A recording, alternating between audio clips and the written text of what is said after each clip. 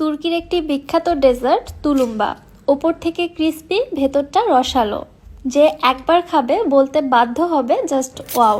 আসসালামু আলাইকুম everyone, welcome back to my channel. আজকে আমি তৈরি করছি তুর্কির একটি জনপ্রিয় ডেজার্ট তুলুম্বা মিষ্টি। এত রসালো একটি মিষ্টি ঘরে খুব সহজেই তৈরি করা যায়। এই মিষ্টিটা একবার বানিয়ে খেলে আমার তো মনে হয় আপনারা অন্য সকল মিষ্টি খাওয়ার কথা ভুলেই যাবেন। মিষ্টিগুলো দেখে হয়তো বুঝতে পারছেন কত বেশি লোভনীয়। চলুন তাহলে কথা না বাড়িয়ে রেসিপি দেখে আসি।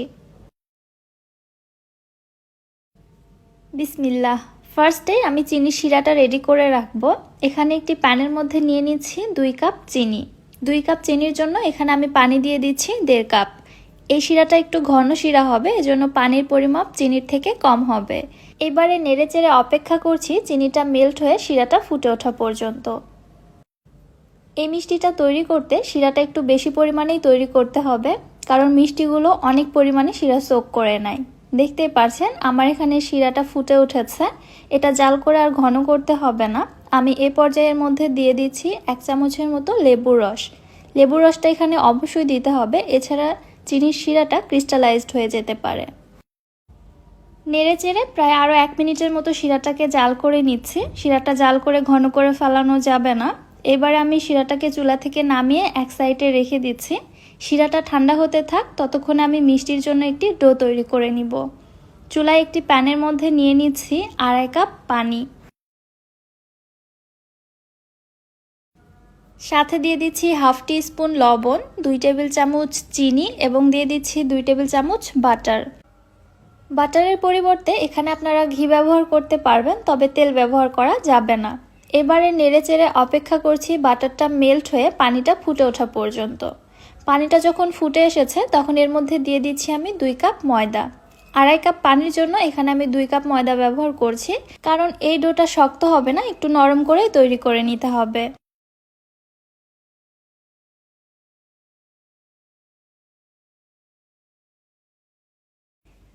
নেড়েচেড়ে ঠিক এরকম একটি ডো তৈরি করে নিয়েছি। এবারে ডোটিকে চুলা থেকে নামিয়ে কিছুটা ঠান্ডা করে নিচ্ছি। যখন হাতে টাচ করা যাবে ওই মুহূর্তে ডোটিকে আমি ভালোভাবে মুথে একটু সফট করে নিয়েছি।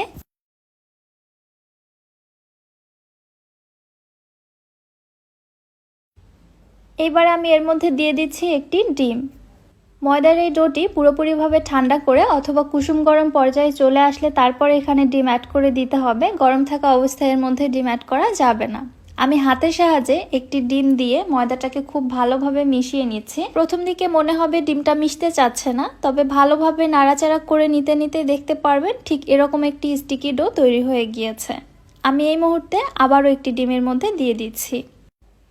এই মিশ্রণের মধ্যে একেবারে কয়েকটি ডিম একবারে দিয়ে দেওয়া যাবে না, অবশ্যই একটি একটি করে ডিম এখানে অ্যাড করে দিতে হবে। একটি ডিম দেওয়ার পরে ভালোভাবে মিশিয়ে নিয়ে দেন তারপরে আরেকটি ডিম অ্যাড করতে হবে। এই ডিমটাও যখন মেশানো হয়ে গিয়েছে তারপর এখানে আমি আরও একটি ডিম অ্যাড করে দিচ্ছি।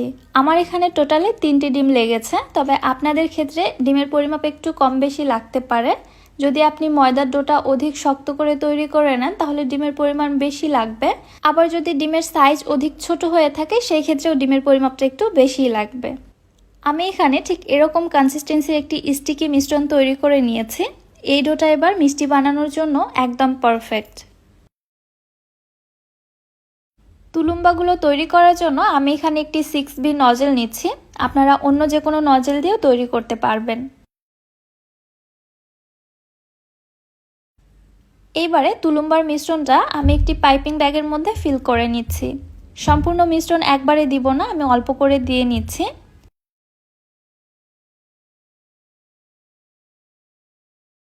পাইপিং ব্যাগটা যেন ফেটে না যায়, সেফটির জন্য এখানে আমি আরও একটি পাইপিং ব্যাগ ব্যবহার করছি। পাইপিং ব্যাগের মাথাটা কেটে আমি চলে যাচ্ছি চুলাতে তুলুম্বাগুলো তৈরি করার জন্য। চুলায় একটি প্যানের মধ্যে পরিমাপ মতো তেল নিয়েছি। চুলাটাকে আমি মাত্র জ্বালিয়েছি, তেলটা এখনো খুব ভালোভাবে গরম হয়নি। এই পর্যায়ে আমি তুলুম্বাগুলোকে তেলের মধ্যে ছেড়ে দিচ্ছি। একটি কেচির সাহায্যে তুলুম্বাগুলোকে একই মাপে কেটে কেটে আমি তেলের মধ্যে ফেলছি। দেখতেই পাচ্ছেন তেলটা কিন্তু একদমই গরম না। তুলুম্বাগুলো দেওয়ার সঙ্গে সঙ্গে তেলের মধ্যে বুদবুদ ক্রিয়েট হচ্ছে না, খুবই ধীরে ধীরে হচ্ছে।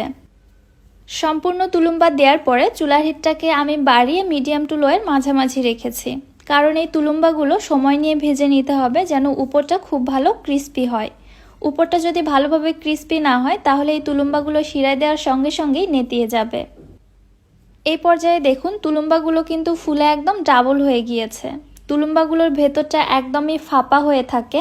সো মজার বিষয় হচ্ছে এর মধ্যে কিন্তু এক ফোঁটাও তেল প্রবেশ করে না। প্রায় 8 থেকে 10 মিনিট সময় নিয়ে আমি খুব ভালোভাবে ক্রিস্পি করে তুলুম্বাগুলোকে ভেজে নিয়েছি। এরপরে তেল ঝরিয়ে উঠে সরাসরি তুলুম্বাগুলোকে শিরার মধ্যে দিয়ে দিচ্ছি।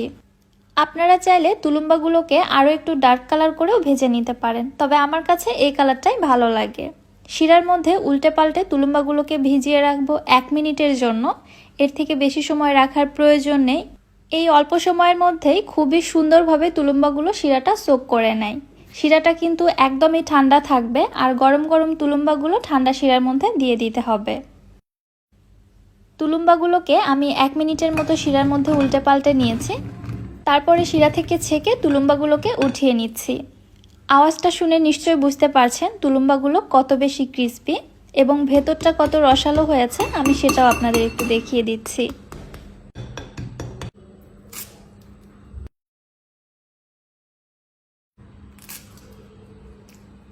নিশ্চয় বুঝে গেছেন তুলুম্বাগুলো উপর থেকে ক্রিস্পি এবং ভেতর থেকে কতটা রসালো।